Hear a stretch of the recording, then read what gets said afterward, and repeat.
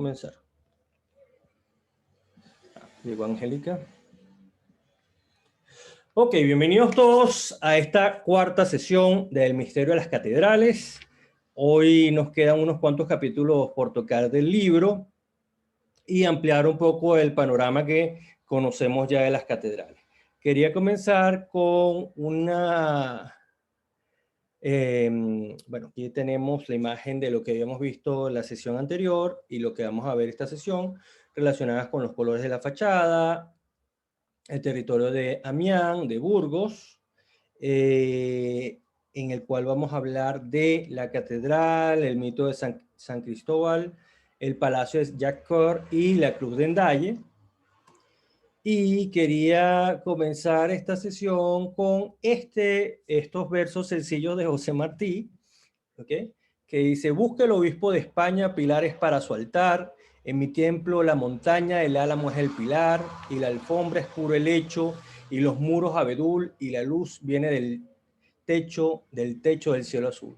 Busca el obispo de España pilares para su altar, en mi templo la montaña, el álamo es el pilar, y la alfombra es puro helecho, y los muros abedul, y la luz viene del techo del cielo azul. Díganle al obispo ciego, al viejo obispo de España, que venga luego a mi templo la montaña.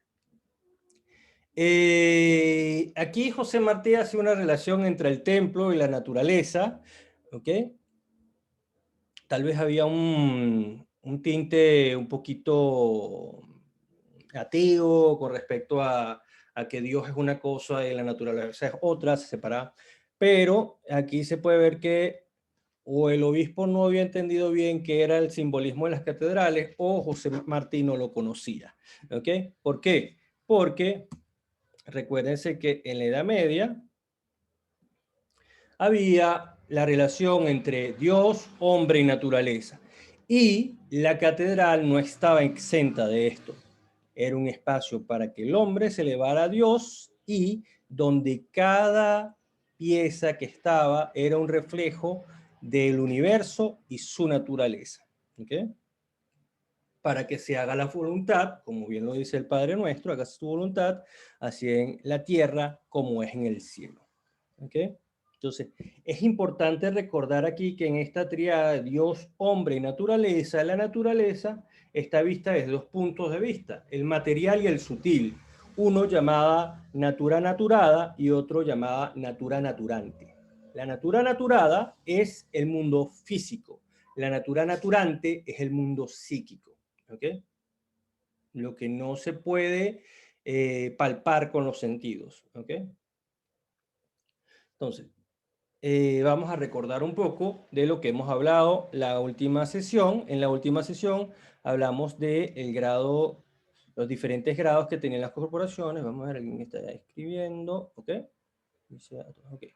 El grado de aprendiz, que dijimos que se llamaba el conejo, el del compañero, que era llamado el jabalí, y el del maestro. El compañero tenía dos nombres, el cani o el perro, ¿okay? Por su fidelidad a la obra, y después cuando salía a hacer su recorrido, ella era también llamado el jabalí. ¿Okay? Importante que están los tres procesos de la obra alquímica: la obra en negro, la obra en blanco y la obra en rojo. También hablamos de símbolos alquímicos de la madre, ¿okay? Como la materia o la sustancia primordial. ¿Okay? Hablamos del símbolo de la alquimia, ¿okay?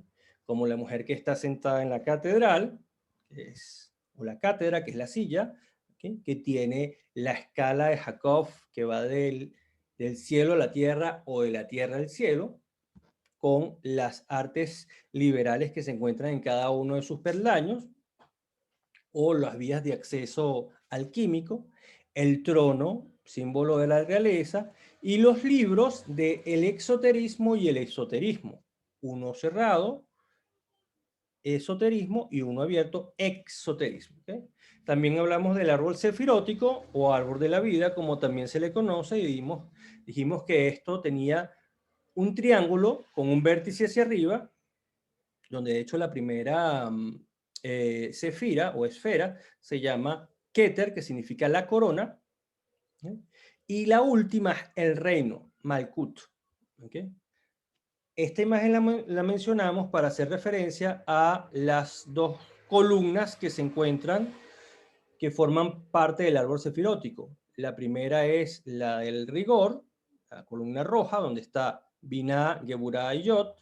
Y la tercera es la columna de la misericordia, que es Hogma, Yesed y Netzah. ¿Okay? Ojo, la construcción de este árbol, ¿ok? Desciende como un rayo, ¿ok? Pasa de Keter a Hogma, Hogma pasa a Bina, Bina pasa a Gesed, Gesed Geburah, Geburah Tiferet, Netzah, Hod, Yesod y Malhut, ¿ok? Este recorrido es un recorrido iniciático que se hace en cada una de las escuelas de misterios menores y de los misterios mayores, ¿ok? En algunos casos se habla de cruzar 3 ríos, que son estas 3 líneas horizontales que se ven, ¿ok? Y en algunas veces se habla de aplazar 4 ríos o un sinónimo de ríos en hebreo es los isos. Y por eso es que se habla del paraíso, que es el par de isos, el par de ríos, son 4 ríos que circundan el paraíso. Hablamos de la alquimia, ¿ok? Y ahorita vamos a comenzar a hablar un poco de la Catedral de Amiens. La Catedral de Amiens se encuentra, este territorio se encuentra al norte de Francia, como pueden ver en el mapa, ¿ok? Su lugar más conocido es Picardie, ¿ok? ¿Ok? Esta es una fachada de la Catedral de Amiens, ¿ok? Colorida. Las catedrales antes todas tenían colores en sus fachadas, pero con el pasar del tiempo esto se fue desgastando y no se fue renovando. Esta fue una catedral cuya primera piedra se puso en el 1163.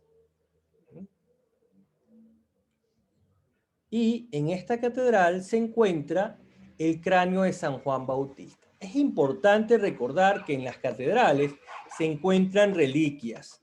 ¿Qué son las reliquias? Elementos que hacen referencia a un ser sagrado o que pertenecieron a un ser sagrado. ¿Okay? Esto es lo que le da santidad al pueblo. ¿Okay? Y a este templo, evidentemente. ¿Okay? Aquí tenemos, igual como hemos presentado anteriormente, las dos torres, ¿ok? Donde están los campanarios, la galería de reyes hebreos, ¿ok?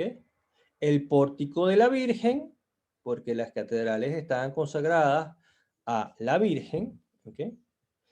El pórtico del juicio final central y del lado izquierdo tenemos el pórtico de San Fermín. ¿Quién fue San Fermín? San Fermín fue el obispo patrono de Amiens. ¿Okay? También dice que fue el gran obispo de Pamplona, pero no hay textos que lo confirmen. ¿Okay? En este punto, Fulcanelli nos habla de la obra en negro. Y la obra en negro no la presenta como algo tenebroso, macabro o maligno, ¿ok? Como muchas veces se tiende a ver esta parte de la obra alquímica, ¿ok? De hecho, se habla de el famoso latinazo post tenebras lux, después de las tinieblas viene la luz, que de hecho es una de las divisas de uno de los departamentos de Suiza, de uno de los cantones de Suiza, ¿ok? Dios crea, esto es una frase de Fulcanelli, Dios crea, el hombre genera. Pero realmente no es el hombre quien genera, es el hombre y más la mujer. Entonces tenemos una obra en negro que se da en la oscuridad, ¿okay? En el reino racional, en el reino vegetal y en el reino mineral. Todo parte de la oscuridad. ¿Okay? En la oscuridad se forma y después se va desarrollando poco a poco. De hecho, en muchas culturas iniciáticas se habla de una cámara de reflexión. Esta cámara de reflexión es un sitio oculto que se encuentra debajo de las logias, ¿okay? como una especie de catacumba, donde el que va a ser iniciado entra en una reflexión, ¿ok?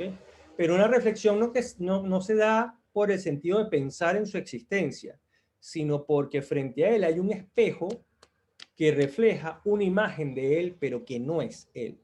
Fíjense en esta alegoría súper interesante. Cuando se habla de que el Dios, de que el hombre es un reflejo de Dios, ¿ok? Que lo hizo de su imagen y semejanza, ¿ok? Podemos tomar la siguiente metáfora. Imagínense que ustedes se ven en un espejo, ¿ok? Pero el que está en el espejo, ¿ok? Es su reflejo, no es usted. Está limitado por el espejo. Esa imagen no puede salir del espejo. Igualmente, el ser humano no puede salir del tiempo y el espacio, ¿ok? A menos de que entre en el proceso meditativo que lo lleva a tener nuevos niveles de conciencia y empieza a tener un carácter suprahumano, entiéndase, más allá del humano, que se da en la meditación y en la influencia espiritual de carácter no humano. Por eso es que es importante, y hago un paréntesis aquí, diferenciar entre influencia espiritual y energía, ¿ok? Porque la energía responde al tiempo y al espacio. La influencia espiritual no responde a tiempo y espacio, está por encima de eso, no está por debajo. ¿Ok? Fíjense que, por ejemplo, cuando se reúne un grupo de personas, y esto no se puede ver ahorita porque uno está en modalidad virtual, se crea un ambiente energético sutil, ¿ok? Que se llama egregor. Egregor es una palabra que en sánscrito quiere decir protector. ¿Y qué es el egregor? El egregor es que todo el mundo está bajo una misma vibración, ¿okay? Y todo el mundo se reconoce y se mantiene tranquilo. ¿Ok? ¿Qué significa esto? ¿Cómo funciona el egregor? Estamos en una mesa, todos reunidos hablando, todos nos conocemos, viene un pordiosero o viene una persona a atacarnos, rompe el egregor. ¿Por qué? Porque no es parte de la energía o del ambiente sutil que está entre nosotros. Igualmente, si alguno de nosotros se mete en un barrio peligroso, donde hay asesinos, ¿ok? Y uno entra por primera vez, uno está rompiendo con el egregor de ellos. Y como se sienten a veces amenazados, tienden a atacar. ¿Ok? Entonces, vuelvo al tema de la obra en negro. Fulcanelli nos habla justamente de que si el feto que está en el vientre materno se le proyecta luz o sale a la luz sin estar bien formado, muere. La planta, si la semilla no se le da oscuridad, no se le da su agua y su tierra para que crezca en un terreno fértil, muere. ¿Ok? Y los minerales se encuentran, como ya sabemos, bajo la tierra.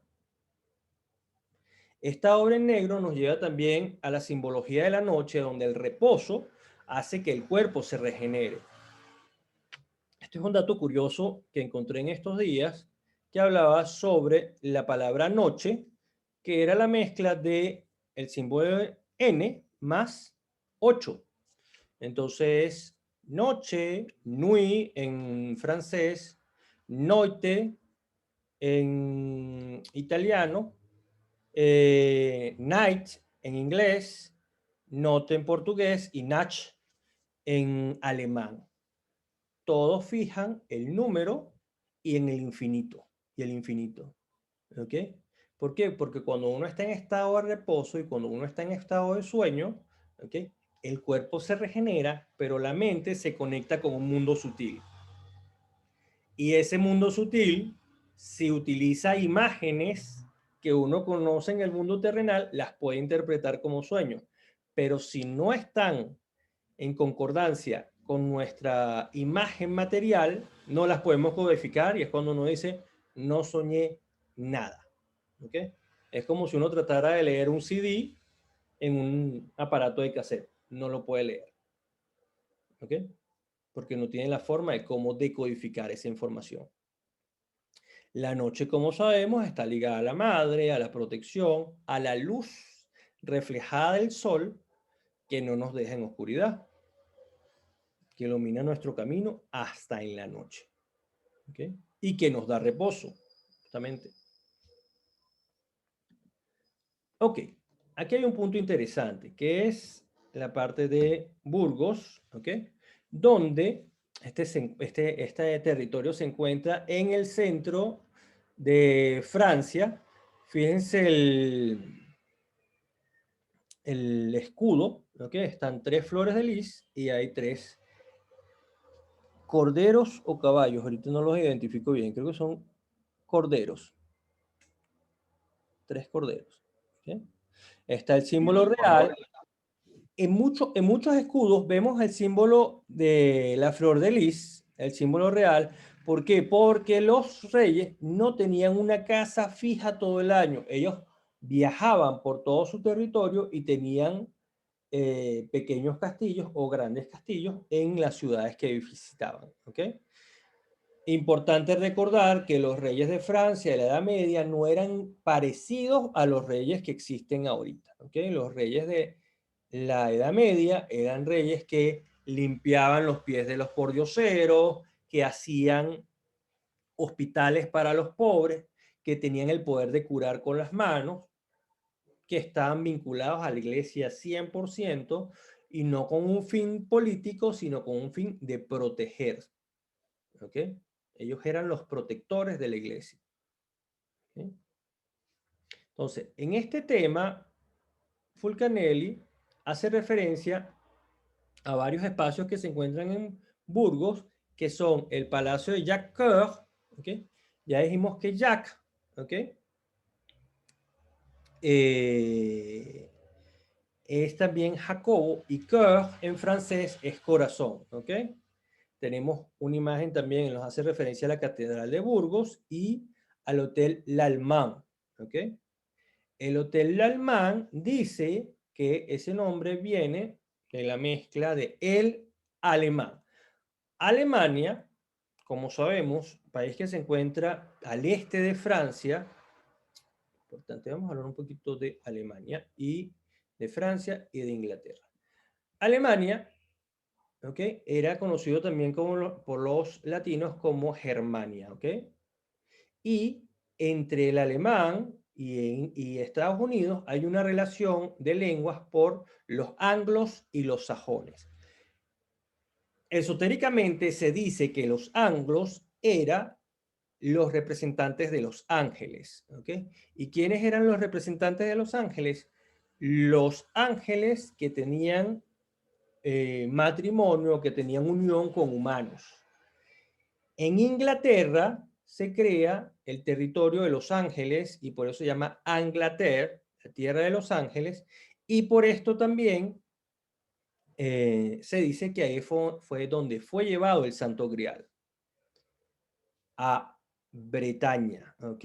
A la Gran Bretaña. Pero la Gran Bretaña comprendía lo que conocemos como Gran Bretaña Sur, la parte de la Gran Bretaña Sur, y la parte noroeste de Francia, que también tiene este nombre, Bretaña. ¿Ok? En ese territorio, entre esos dos territorios, el de Inglaterra y el de Francia, se forjó el reino del rey Arturo. Y Arturo, etimológicamente, es el rey de los osos. ¿Ok? ¿Y por qué de los osos? Porque el oso hace referencia a la estrella polar, ¿ok? Y a la orden de caballería de protección a los religiosos, ¿ok? Los religiosos, en este caso serían los que se ocupaban del orden sacerdotal, eran los druidas, los magos, y también, en este caso también entraba la religión cristiana, una religión que estaba naciendo después de la caída del Imperio Romano. Ellos, los druidas, tenían como símbolo el jabalí. Y si vemos el nombre de oso y jabalí en inglés, pareciera que la pronunciación es muy similar. Creo que es bear y bear, una relación así entre los dos términos. ¿Okay? Ahí tenemos poder temporal, realeza, y tenemos autoridad espiritual, que es en la parte sacerdotal, la autoridad sacerdotal. ¿Okay? Bueno, de hecho, si se busca todavía, el lenguaje de los anglos era el lenguaje angelical. Así es como se llamaba. Bueno, aquí tenemos la Catedral de Burgos, puse Burgues porque lo había traducido antes al francés, ¿ok?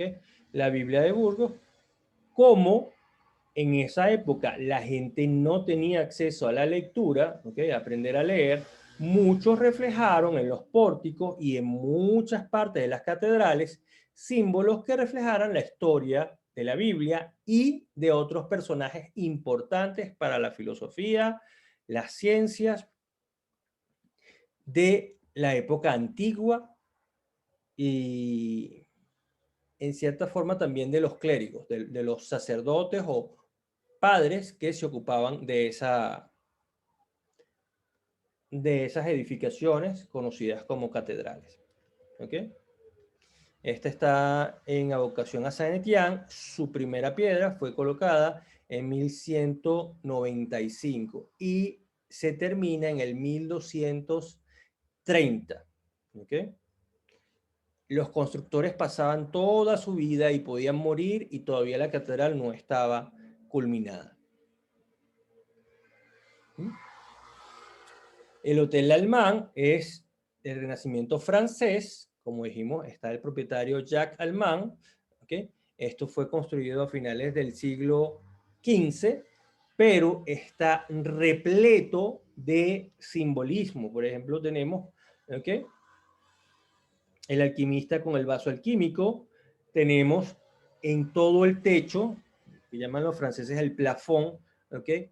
Símbolos donde está la cruz, donde está el simbolismo alquímico, donde está el capus morti, el símbolo del cuervo. Y lo que vemos que no se distingue muy bien hacia el lado derecho superior es un pequeño relieve de San Cristóbal y el Niño Dios. ¿Okay? Vamos a hablar un poco de esta leyenda. ¿Okay? San Cristóbal tenía como nombre Óferus, ¿ok? En su inicio, ¿ok? Él pasa su vida buscando al ser más poderoso, ¿ok? En su primer encuentro se encuentra con un rey y el rey le dice que él es el más poderoso del mundo.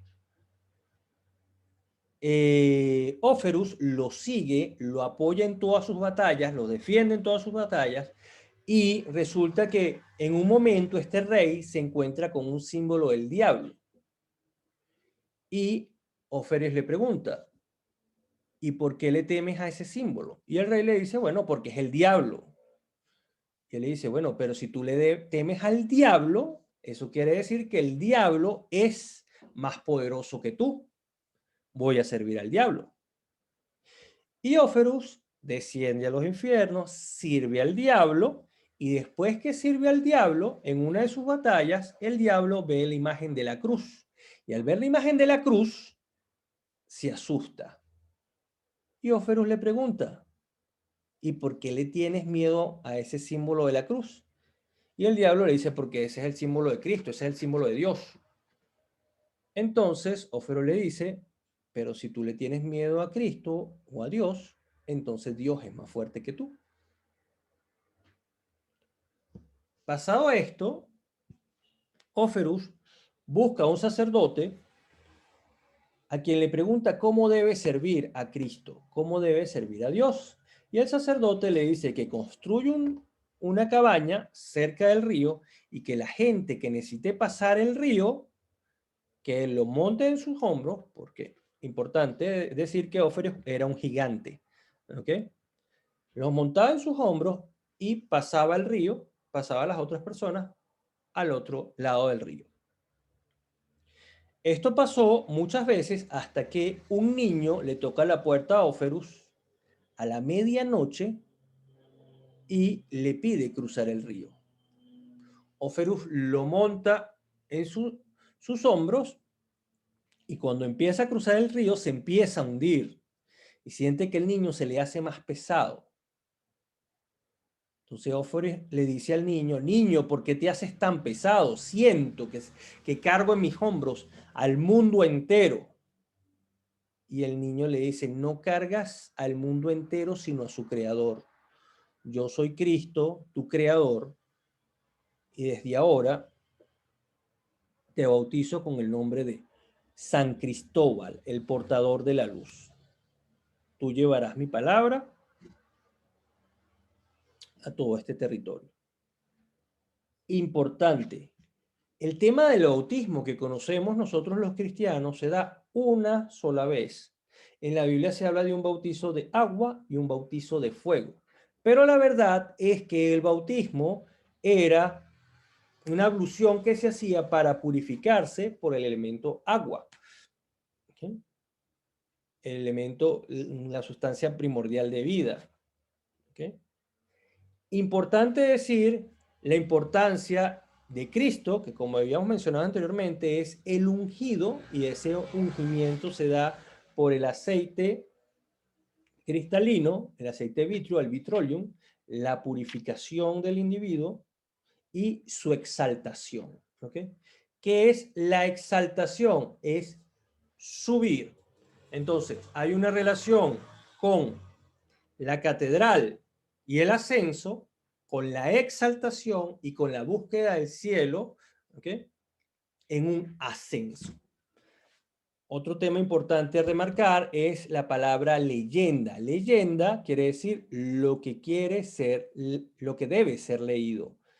Y mito, como habíamos dicho anteriormente, viene de la raíz mutus, que significa silencio. Cuando se habla de un mito, se habla de una enseñanza oculta detrás de una historia, que puede resultar muchas veces fantástica.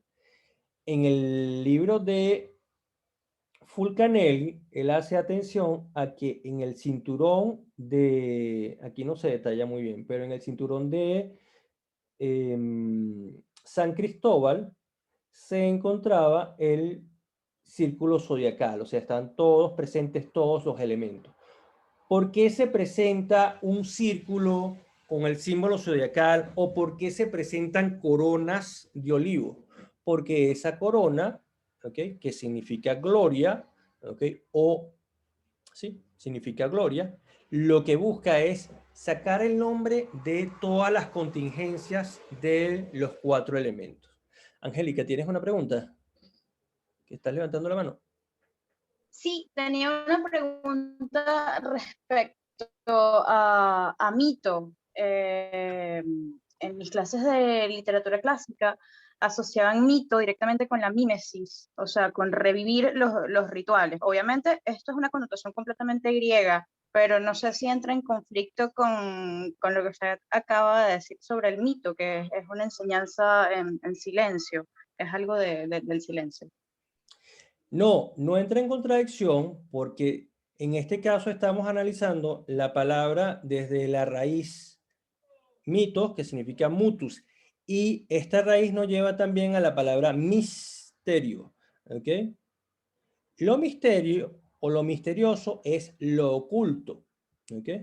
De hecho, en el mundo de la política existe el ministerio, ¿ok? Donde se manejan conocimientos ocultos del desarrollo político y administrativo de un país.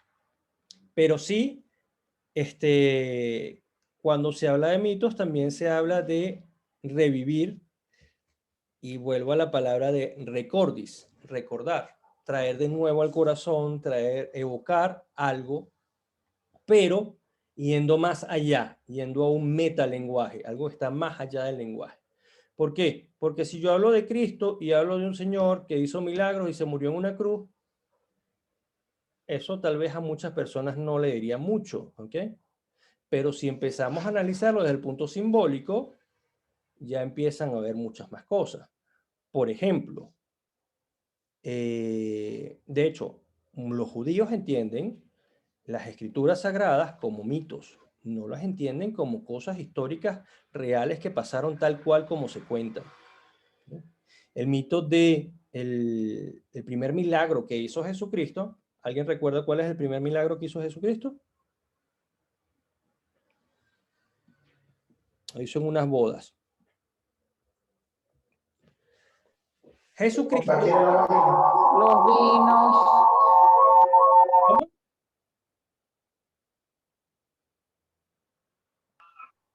Convertir el agua en... Convertir el agua en vino en las bodas de Caná. ¿Qué significa convertir el agua en vino? Si el agua ya es un ente puro.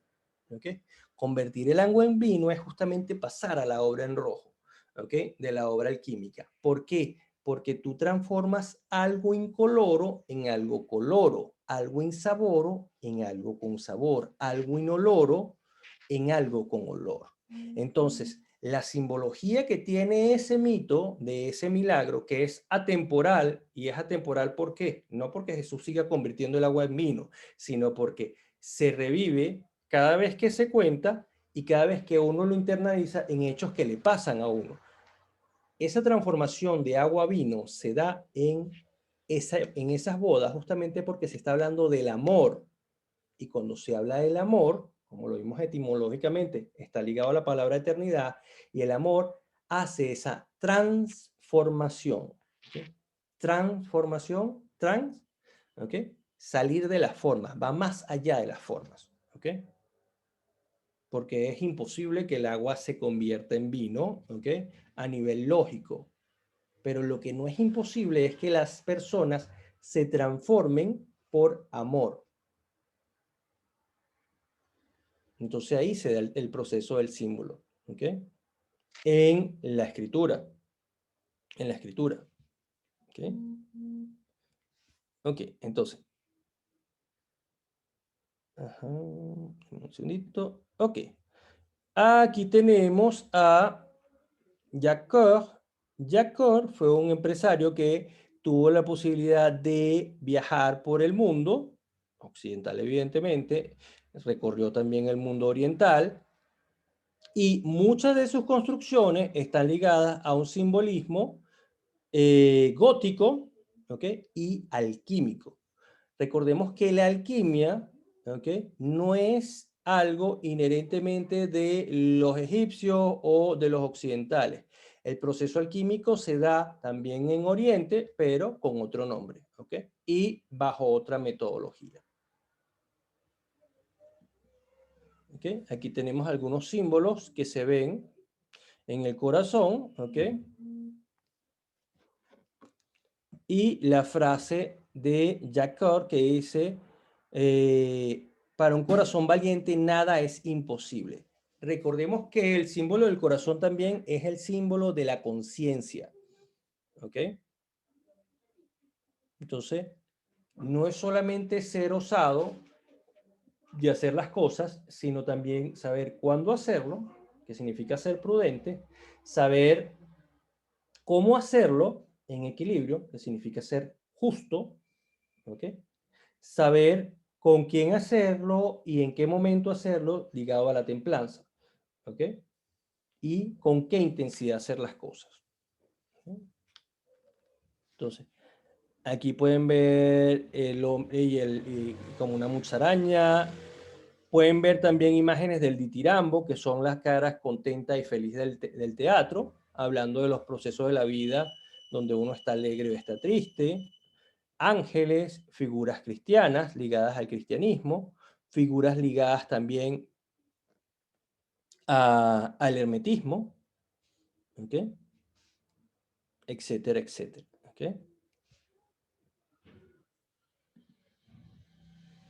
Y tenemos además la cruz de endaye. ¿Ok? Antes de pasar a la cruz de endaye, voy a volver aquí y voy a hacer un ejercicio para los que tienen la manzana o los que pudieron conseguir la manzana. ¿Ok? Como sabemos, la manzana es un símbolo, ¿ok? En muchas tradiciones, ¿ok? Perfecto, ¿ok? Se dice que Adán comió la manzana sagrada, pero la verdad es que el Génesis no especifica que era una manzana, sino que era un fruto, ¿ok? De hecho, para los orientales no es una manzana sagrada, sino es un durazno, ¿ok? Entonces, ¿qué pasa con esta manzana? Si a esta manzana le hacemos un corte, ¿ok? Horizontal,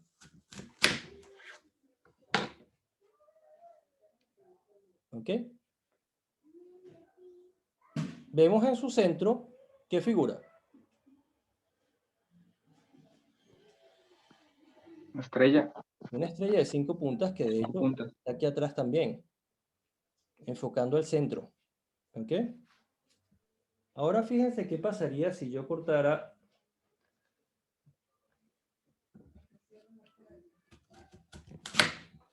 la manzana así. ¿Ok?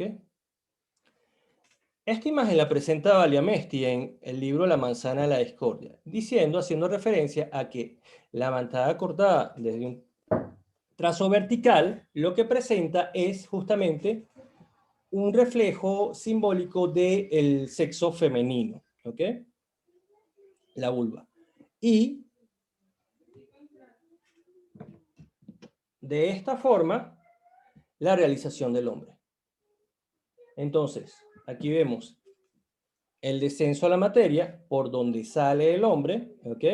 El portal por donde sale y la búsqueda de su centro, ¿ok?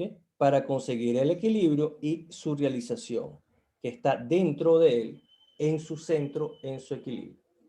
Un segundo. Ok. Entonces, además tenemos otro símbolo que me llegó en estos días, gracias a Dios, voy a compartirle con ustedes. Esta fruta, no sé si en México también se le llama así, pero en Venezuela se le llama granada. Sí. ¿Ok? Esta fruta le han asimilado también como símbolo al corazón de Cristo, corazón que está coronado en su parte superior. Y es un símbolo muy importante de la unión en el caso de la masonería, ¿ok? Por todos los granos que están dentro, juntos, formando este corazón, que es un reflejo también de la logia, que es el templo masónico, y que es una palabra que significa también universo, ¿ok?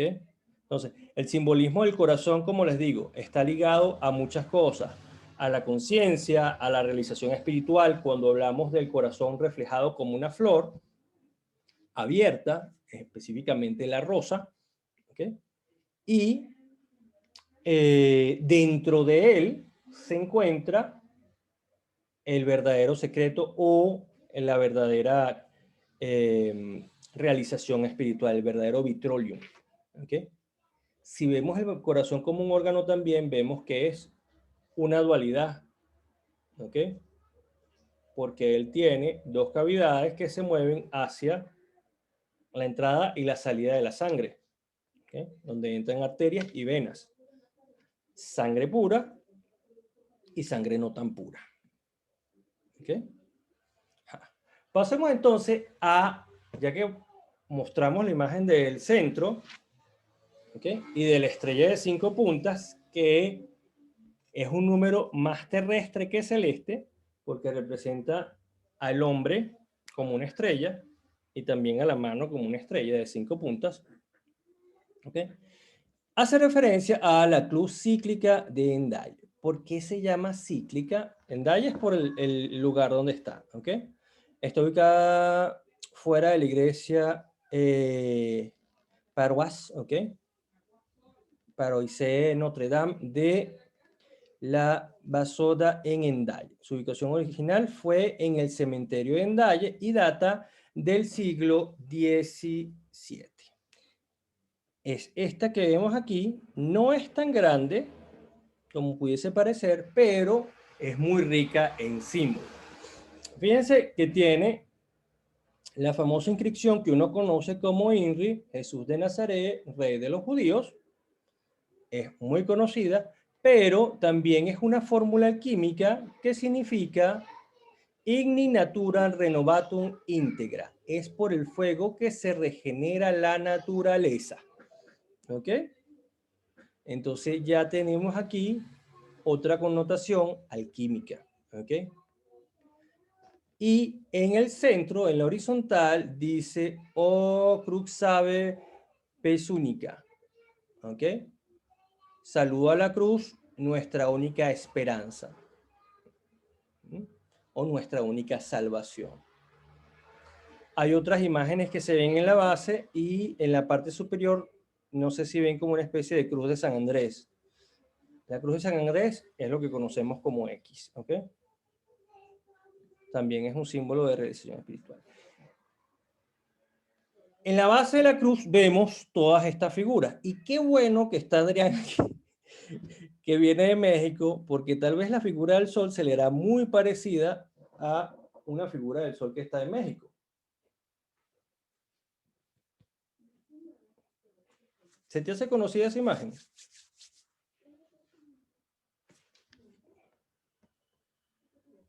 Sí, del calendario azteca. El calendario azteca, ¿ok? Mira, aquí Luis, Juan Rossi, Luis, en el, sí, exactamente. Luis nos hace el comentario de que la ciudad de Hendaya es el País Vasco francés, ¿ok? Y Juan Rossi hace comentarios y que es el País Vasco francés donde se reunieron Hitler y Franco. Imagínate tú, ¿ok? Hitler fue un gran buscador de la alquimia, pero para tener posesión de ella y dominar con su imperio Europa. Pero bueno, retornando a la cruz psíquica de Hendaya. Tenemos el Sol, la Luna, la estrella y el ciclo. ¿Ok? El Sol está al oeste, la Luna está hacia el norte, la estrella está hacia el este y hacia el sur se encuentra el ciclo. ¿Ok? Vamos a ver cada uno de estos elementos poco a poco. Ok. Como bien dijo Adrián, hay una relación entre el sol azteca y este sol. ¿Por qué? Porque el sol del calendario azteca, así como este, marcan una relación temporal. En el caso de la tradición cristiana, se habló en principio del sol para el cultivo de la cebada, para llevar la cuenta de la cebada y la producción agrícola. ¿Ok? Y está marcado por 4 estrellas. Eso es importante marcarlo. Tenemos también las 4 edades del mundo y sus soberanos. ¿Ok? La edad de oro por Alejandro el Emperador, la edad de plata por Augusto el Emperador, la edad de bronce por Carlomagno, emperador también, y la edad de hierro por Luis XIV, conocido también como el Rey del Sol. ¿Ok? Cerrar un momentico el chat. ¿Ok? Estos son estas 4 edades del mundo. Esto también funciona a nivel macro con lo que los hindúes llaman un manvantara, ¿ok? O ciclo real, dividido en 4 etapas. Que son 4 yugas, ¿ok? Un yuga que marca 4 periodos, un yuga que marca 3 periodos, un yuga que marca 2 periodos y un yuga que marca un periodo. Esos 4 periodos, ¿ok? Hacen un gran año o un año celeste para la tradición hindú. Y es el último periodo, que es el que estamos ahorita, es el conocido como Kali Yuga, que significa un solo yuga. Este Kali Yuga, igual que todos los yugas, tienen un periodo negro, ¿ok? O de oscuridad histórica que no se sabe qué se pasó en ese momento de la historia y por qué pasó. ¿Ok? En el caso de los soberanos, sí se tiene una secuencia cronológica histórica, pero como les digo, esto puede ampliarse muchísimo más. Muchísimo más. Ok, están también los 4 evangelistas y los animales evangélicos. Tenemos, ok, a Mateo, que está acompañado de un ángel, que ciertamente no es un animal, ok, representa la edad de hierro. Marcos, también se conoce el león de San Marcos, representa la edad de bronce. Tenemos a San Juan, representados por el águila, la edad de oro, y tenemos a Lucas representado por el toro o la edad de plata. Importante, importante. Si ustedes ven un círculo zodiacal, el círculo zodiacal tiene estos mismos símbolos de un ángel, que no sería un ángel como tal, un toro, un león y un escorpión en el lado del águila, en forma de cruz de San Andrés. ¿Ok? El león de Leo está paralelo a Escorpio y el toro está paralelo a Acuario. ¿Ok? El aguador. Mateo, como bien lo refleja Fulcanelli en su obra, bueno, aquí la tenemos justamente. Tenemos la rueda de la fortuna, ¿ok? Tenemos el diablo, tenemos la esfinge, ¿ok? Y tenemos a nuestros 4 evangelistas. ¿Qué hacen estos símbolos en una figura del tarot, si esto es cristiano? ¿Y por qué sale una esfinge egipcia? Y porque además, si ven muy bien, las letras hebreas son Yod, He, Bat, He, Jehová. Y si bien muy bien, también dice T-A-R-O, que es tarot. Y si ven, y si lo marcan desde la R, es rota. Hay muchos símbolos marcados ahí. Ven, está en el centro, en la parte superior del círculo central, ven a Mercurio. Del lado derecho ven el símbolo del azufre, del espíritu. Del lado izquierdo ven el símbolo de la sal o soma, y en el lado inferior el símbolo de Acuario, que son como 2 ondas en paralelo. Todos estos, también ven el conector, que es la serpiente, ¿okay? Que como les digo, no solamente tiene una connotación negativa, ¿okay? Sino también es un conector del cielo y la tierra, y que de hecho Christian Jack habla de la serpiente y del escorpión como animales que chupan el veneno de la tierra para que ésta sea más fértil, según los medievales, obviamente. ¿Ok? ¿Qué significa esto? Esto significa también, esto nos lleva a una historia que les voy a mencionar de Christian Jack con respecto a la llegada al cielo. ¿Ok? Este ascenso al cielo.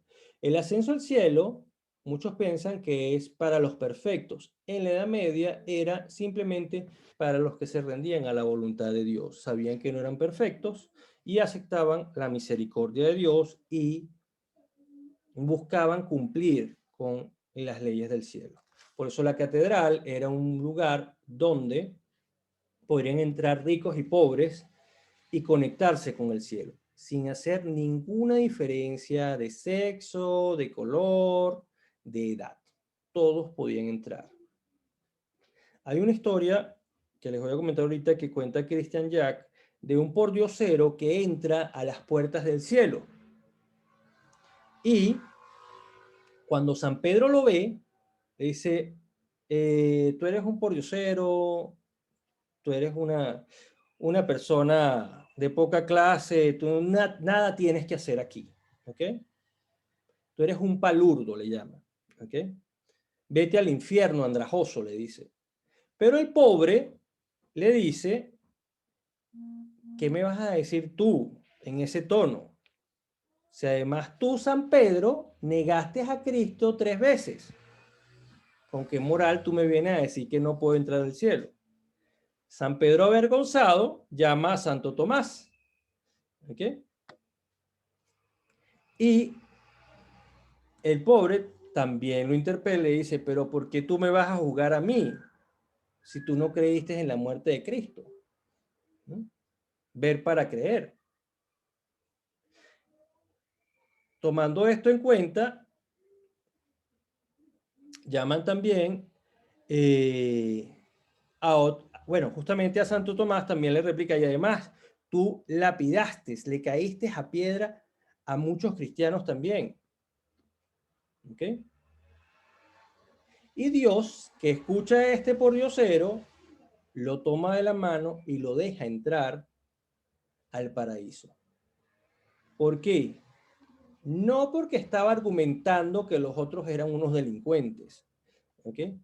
Sino porque estaba argumentando de que en la casa de Dios hay cabida para todos. ¿Ok? Y los que se entreguen al mandato de Dios, como el caso de los apóstoles que lo siguieron, ¿ok? Son los que están gobernando su iglesia celeste. ¿Ok? De hecho, dicen que San Pedro es el santo de la iglesia exterior y San Juan, que dijimos que significaba misericordia, es el santo de la iglesia esotérica. ¿Ok? Del cristianismo. Esto es un poco para complementar el tema de los 4 evangelistas, cómo están relacionados también con los signos del zodíaco, en síntesis, más no en sincretismo. ¿Okay? Esto lo dice Fulcanelli, dice, ¿okay? Mateus proviene del griego y significa ciencia. ¿Okay? Su atributo es el ángel. ¿Okay? La ciencia puede dar alas al hombre para hacerlo llegar a Dios. ¿Okay? Es una vía para llegar a Dios, el conocimiento. ¿Ok? Y en las conclusiones que maneja Fulcanelli, en su último capítulo, él habla de Zoroastros y su frase, saber, poder, atreverse y callar. Estas esas 4 consignas que vemos ahí son las acciones de los métodos ascéticos para conseguir las virtudes cardinales que son fuerza, templanza, prudencia y justicia. Tenemos atreverse para la fuerza, ¿okay? Tenemos poder para la justicia, tenemos callar para la prudencia y tenemos saber para la templanza. Una vez más, se da el síntesis de 4, 3, 2, 1. 4 elementos a nivel físico, pero en el mundo sutil del hombre, esos 4 elementos se convierten en virtudes, sustancias psíquicas que lo ayudan a llegar al centro de la cruz para elevarse al cielo. ¿Ok? Justamente una de las últimas palabras que dice Fulcanelli en su libro es: el iniciado calla. ¿Y por qué el iniciado calla? Porque la disciplina silente, ¿okay?, es la disciplina que tiene todo iniciado para meditar y para llegar a la contemplación. ¿Y por qué calla? Porque él necesita escuchar a Dios. Si él habla, no puede escuchar a Dios. Si su mente habla, no puede escuchar a Dios. ¿Okay? Escucha su mente. ¿Okay? Bueno. Dicho esto, ¿okay?, hoy hemos hablado de los colores de la fachada para ir un poco más hacia cómo eran las catedrales en su época primordial. Hablamos de la Catedral de Amiens, donde se encuentra el cráneo de San Juan Bautista. Se pasó a decirles un tema muy importante con San Juan. Existen 2 Juanes muy importantes para la iglesia cristiana, que son San Juan Bautista y San Juan Evangelista. San Juan Bautista está ligado simbólicamente a el solsticio de verano, y San Juan, donde se dice que se abre la puerta de los hombres, y San Juan Evangelista está ligado al solsticio de invierno, donde se abre la puerta de los dioses. ¿Okay? Por eso es que se traslada el cumpleaños de Jesucristo a diciembre, porque en diciembre, cuando se da esa manifestación espiritual, que de carácter humano, en esa época del año se producen muchos efectos positivos en la Tierra, ¿ok?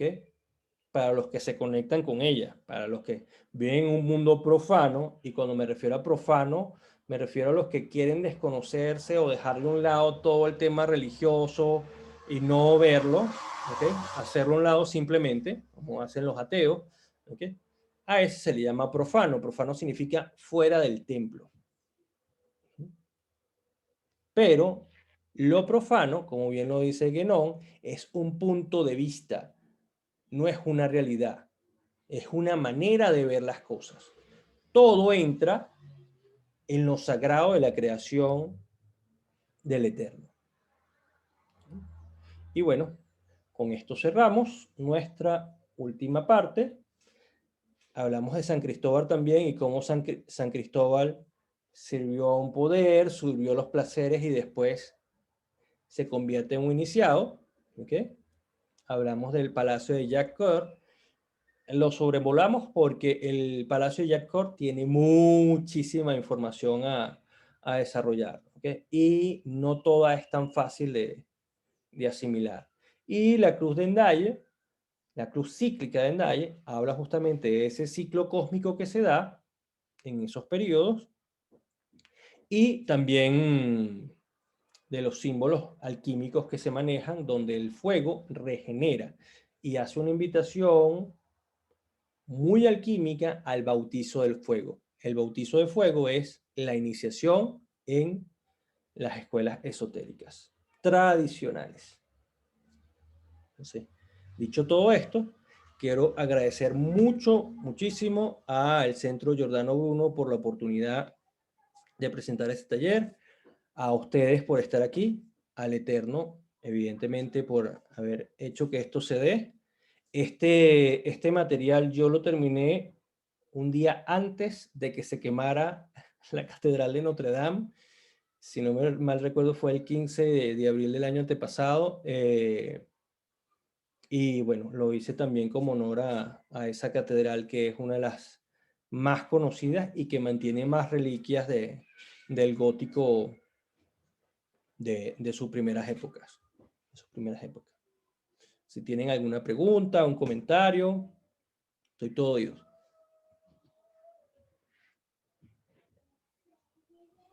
Buenas noches, Denis. ¿Cómo estás, Juan? Buenas noches, Juan. Mira, hablando, surgió el comentario que le hice a Luis Vicente acerca de la ubicación geográfica de la ciudad de Hendaya en el País Vasco francés.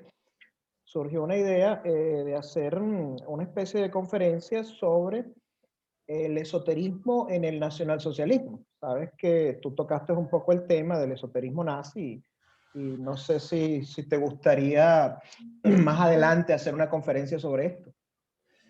Oye, yo estoy buscando un libro justamente de Robert Ambelain donde se habla de, no sé si se llamaba Los Arcanos de Hitler, pero dice que justamente Hitler en la Segunda Guerra Mundial, una de las formas de conseguir poder era a través del esoterismo. Entonces buscó saquear todas las bibliotecas esotéricas que habían en Francia, ¿ok? Y para los que han visto una película que se llama 7 años en el Tíbet, con Brad Pitt, ¿ok? Esa película está basada en un mito, en una historia que se dice de que Hitler llegó a tener un báculo mágico de poder que tenían los hindúes y que lo buscó ese explorador que sale en esa película, pero ese báculo no puede caer en el piso. Al tocar el piso, la persona que tiene el poder lo pierde inmediatamente. Exactamente, por acá está diciendo Luis Vicente también en el chat que hay muchas historias sobre eso y es muy famoso el castillo de Wewelsburg en Alemania. Era un castillo, si no me equivoco, que era para la gente de la SS, que como sabemos era la policía política de élite de Hitler, ¿no? Creo que sería un tema muy interesante y así que te invito, Denis, a nombre del Centro Giordano Bruno, a ir preparándonos para esto porque va a ser un tema realmente interesante. Está también proyectado un curso sobre la vida de Adolfo Hitler y un curso sobre la historia de la Segunda Guerra Mundial. Creo que sería una buena manera de iniciar esto. tocando este punto del esoterismo. ¿Y por qué hablo del esoterismo? Porque el esoterismo forma parte de la cultura occidental, cuya difusión, digamos que es el norte de este instituto, de este Centro Cultural Giordano Bruno. Bueno, con gusto, con gusto. Déjame ver qué material consigo. Ujú. Yo sé que Robert Ambelain sacó mucho material sobre esto y hay muchísimas historias. Por ejemplo, las dagas que tenían los miembros altos de la SS, en la parte inferior tenía un cráneo Sí, bañado en bronce o en oro, pero un el cráneo sí. de feto. Pues, no, o sea, el tema de quemar y de meter gente en cámara de gas y todo esto no era simplemente un tema de tortura, porque para torturarlos lo pudieron haber colgados a todos. Había algo más ahí. Habían ritos de Exactamente. sangre, habían ritos de semen, de sudor. Los fluidos corporales son utilizados por la magia negra para hacer cosas muy dañinas. ¿Okay? Exactamente. Y además hay otro hecho en el símbolo de las SS, que es el símbolo de los dos rayos, que simbolizan las dos S. Realmente, si uno los observa bien, se trata de dos rayos. Claro. Ujú. No sé si alguien desea agregar algo más. Buenas noches y gracias por haber participado, Adrián, Luis Vicente, Angélica, Rosa, y a todas las personas que no nos pudieron acompañar el día de hoy, que me imagino que por compromisos no se han podido conectar, que verán la grabación de esta cuarta sesión, nuestra sesión final, y ya están en preparación los certificados de todas aquellas personas que participaron en el curso. Gracias, Sí, Denis. muchas gracias. Adelante, Adrián. Sí, gracias por la oportunidad y pues seguir compartiendo y como dice bien del Centro Giordano Bruno, la difusión ahora sí que del conocimiento, vaya, ¿no? Exactamente, para saber, para divulgar la verdad, que es lo que realmente nos mueve a todos. La verdad en tiempos de oscuridad y en tiempos de neblina mental de las sociedades, ¿no? Es De necesario acuerdo. divulgar. Gracias, Adrián. Gracias a ustedes. Gracias. Gracias, Luis. Gracias, Angélica. Gracias, Rosa. Y bueno, espero que hayan disfrutado mucho esto como lo disfruté yo transmitiéndoselo a ustedes. Excelente, gracias. Excelente. Bueno, muchísimas gracias a todos. Excelente, profesor, muchas gracias. Muy Gracias. buenas noches y buenos días o buenos días o a las personas que nos escucharán a través de la sesión grabada que dentro de poco estará disponible en YouTube. Gracias, Luis Vicente. Un saludo para ti también. Hasta luego. A todos. Hasta luego. Muchísimas gracias. Fue un placer. Gracias. Un placer. Gracias, Denis.